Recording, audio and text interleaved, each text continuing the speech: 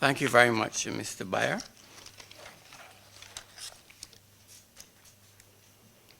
Guests of this lecture series in particular, members of the Mass Comm class at Barbados Community College, I hope that's better. Colleagues and former colleagues.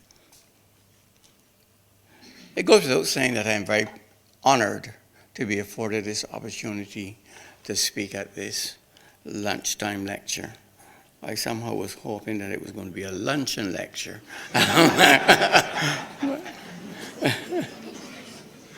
So I am naturally indebted to the Open Campus as well as to the Central Bank for affording me the opportunity to share a few thoughts with you, even if I can't break bread with you.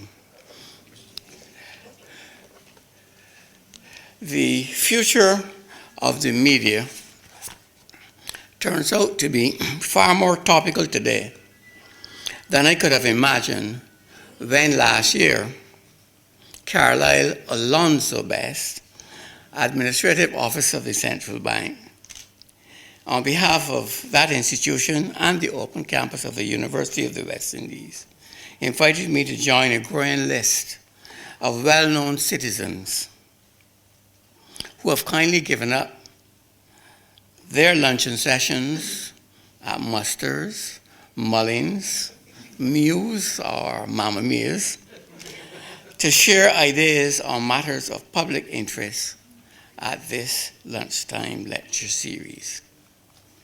It was not convenient and would not have been prudent in the pre-election season to engage in a discussion on this topic. Now that the political dust has settled, it seems opportune for me to step up to this rostrum to discuss a deep burning matter of personal concern about the profession which gave me a living. I hope the choice of topic affords others in the audience to also share their views on a matter which I believe needs ventilation at this juncture of our history. Its topicality is heightened by the fact that only yesterday we learned of unprecedented collaboration in Westminster, England, where an all-party decision was taken to bring the British press under new regulatory laws to ensure an end to the phone hacking and bribery scandals which have ruined far too many lives through unlawful practices by unscrupulous media houses. I want to support the view of the United Kingdom's political leaders that the right balance has been found to protect the freedom of the press, while at the same time ensuring innocent people cannot be harassed and bullied by powerful people in the press. I understand also the outrage of a number of UK newspapers as expressed in their leading articles over the past 24 hours. The Press Complaints Commission, on which the Eastern Caribbean Press Council was fashioned 15 years ago, has served a useful role in regulating the press. But the veto powers of newspapers over appointments to that council would unfortunately not be enjoyed under the new regulator. His powers are pretty sweeping as well, and I fully expect a boycott by the media of this royal charter appointment with rules created exclusively by the political elite. The respected Index of Censorship body claims the New Deal has left the British democracy tarnished. And one commentator observed, quote, "When three political parties stitch up a deal in the middle of the night, you should smell a rat." Adding, "When everyone involved claims victory while accusing others of caving in, you can be sure someone has been sold down the river." The proposal deserves further study, however. It was born out of dastardly press conduct, which has invited political wrath. Today's subject, although very much centered on the press, moves away from looking at these monsters in the media to look instead at the minnows and their undermining role. But I could not resist the temptation to mention this balanced step in England, which may yet go down in history as a significant underpinning of democratic values that this speech will seek to reinforce today. My motivation for tackling this subject of whether the media are helping or hurting our democracy at this time is a burden I carry as a citizen who has spent an entire working life in the exercise of a profession which I perhaps naively believe has a critical role in shaping the security of our tenuous democracy. I say tenuous because I have seen how quickly many emerging countries in the so-called third world stumble and fall in pursuit of what they call democratic ideals. It is never a straight road, but invariably the roles of the media and, incidentally, of the judiciary are so compromised as to facilitate trampling of rights of citizens. I carry a particular burden for Zimbabwe in southern Africa, which I visited more than once since my first visit in 1984, those glory years of Zimbabwe, and for which I felt sure at the time of independence would have emerged as a model new nation, well endowed as it was, chromite, gold, copper, and coal, and black control as it undoubtedly became under President Robert Mugabe, who has been president since 1987, and who faces re-election this year as a 90-year-old. But it became a country which I saw crumble as a failed state before my very eyes. 80% unemployment, inflation at over 200 million%, and no currency of its own. The United States dollar and the South African rand are legal tender in Zimbabwe. I only mentioned Zim, as we familiarly call it, as perhaps the worst example, but there are other nations we have seen drift from democratic to autocratic leadership, admittedly for different reasons and with varying results. But in each case, with disastrous consequences for citizens, society, economy, and the country's international standing. I happened to be close to the leaders in Zim at the time, and I know the story they tell. I know it well. Infatuated by Mugabe's spellbinding oratory and inspirational leadership, the media encouraged him to believe he was Africa's Messiah, though first of all, on critical writing to support his development model into open and blind loyalty to a disturbing regime of hatred under the cover of redressing imbalances.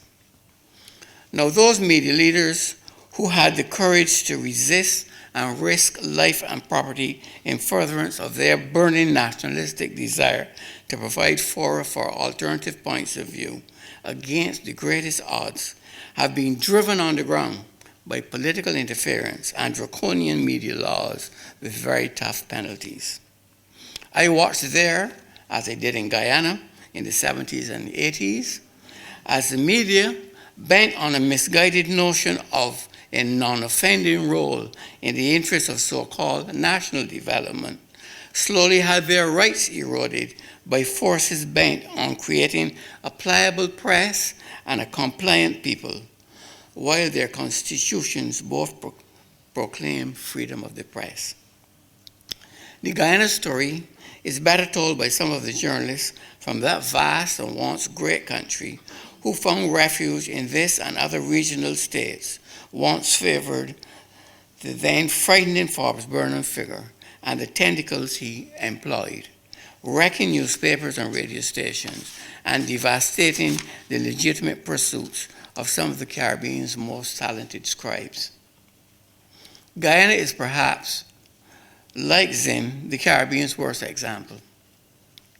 But before those in this audience, in search of sound bites, run off with scaremongering quotations from these opening remarks, let me say up front that I do not detect any such deliberate attempts to muzzle free press in this country, and neither am I predicting our fair land will become some dictator's wasteland.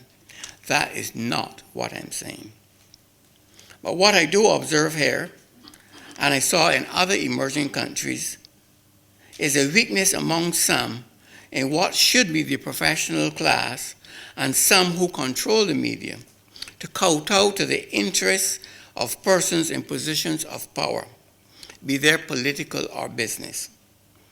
And in so doing, there's an erosion of the concept of serving the citizen and society against all prejudices and interest groups without fear or favor. I see it played out through an unquestioning media, lazy journalists, quasi-professionals who believe they exist to please persons in positions of power, to trot out what they say, to glory in what they do, and to await their applause. These people either do not understand their role, or they are letting political bias or personal friendships obscure their broader and higher duty, a betrayal of the implicit bond of trust historically placed in the media by the wider society. It is inexcusable to forfeit this solemn confidence on the altar of unbridled profits, unimpeded personal gratification, or elusive upward social advancement. It is on this basis that I raise the question today: democracy. Are the media helping or hurting? I feel a duty to raise this concern. In the light of observations I will make later on, to do otherwise would be a desertion of my sense of professional propriety and national obligation, particularly as one of its senior citizens.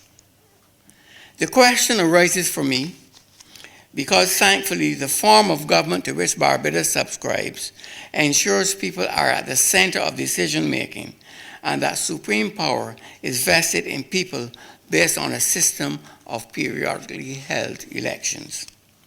The checks and balances are based on having wise and informed voters. This assumes that these decision makers, the people, are fully informed of the issues that impact their lives and the security of their children and country.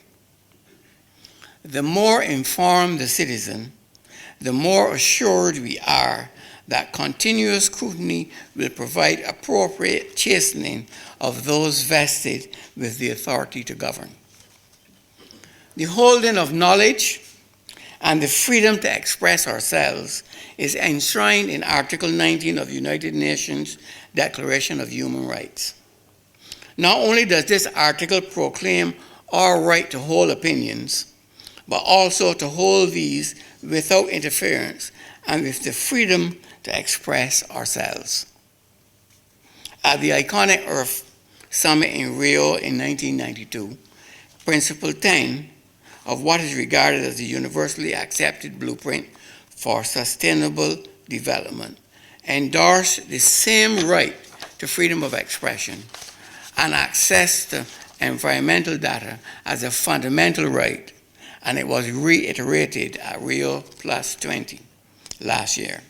It went further, though, to urge states to encourage public awareness and participation. No longer just freedom, but encouragement of full participation by all who are made aware.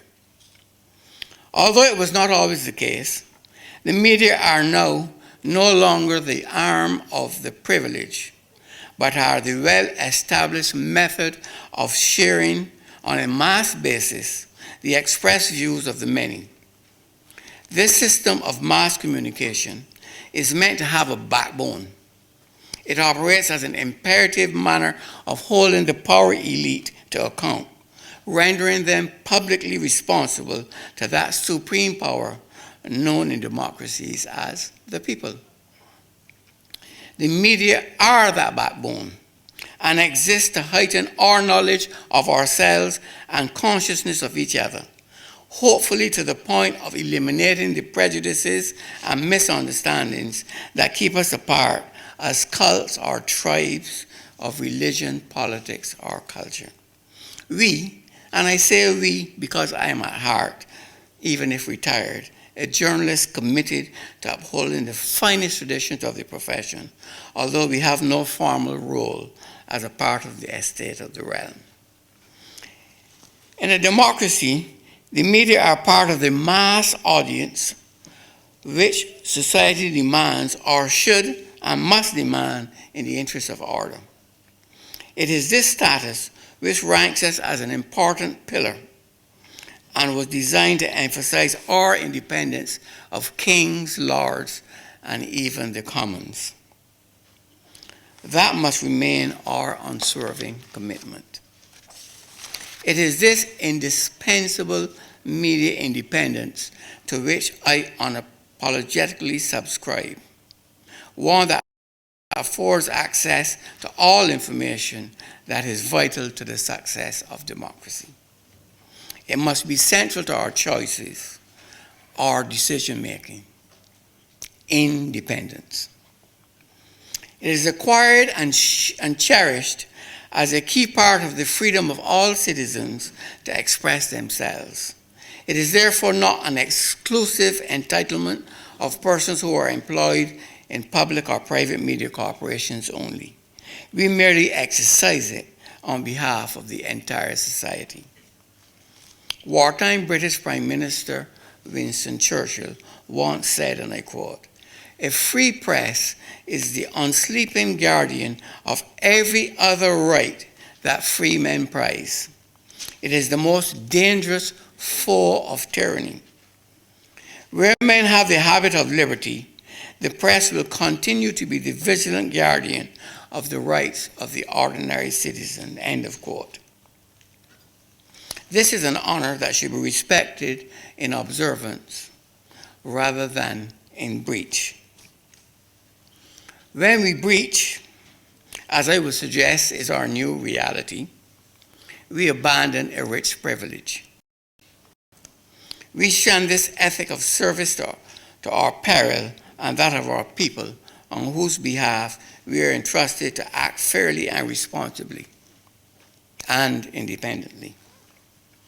This independent role is supplanted by the practice of suppressing true pictures of reality that should otherwise be plain for all to see and examine. This ugly practice hinders the presentation of other, different, equally plausible pictures or resemblances that are vital for making meaningful judgments about the great complexity of affairs around us and perhaps the emergence of dangerous or damaging trends and directions. This is caused by the failure of media houses and journalists to recognize the intrinsic need for more than glossy and colorful pictures, more than great sound bites, and more than the enticement and excitement of sex, crime, and trivia. Over and above our responsibility to act independently and freely, the next most significant function is to bring to the fore those fundamental matters which impact our direction as a country through insightful analysis, quality commentaries, and revelations of true and relevant facts and figures without the color of politics or the prejudice of personal preferences or pride in persons other than ourselves. Instead, we had what a commentator in Trinidad recently termed the descension of a shrouded gray mist of silence. He went on to guess that this surreal evidence is what purgatory must feel like. That helped me to want to avoid both purgatory and worse, avoid hell. He was talking about a chasm in our lives, specifically created by today's indifferent media habits. He was saying to journalists, you live here and we live here. Behave as though we too inhabit the same space and deserve to know more than its emptiness.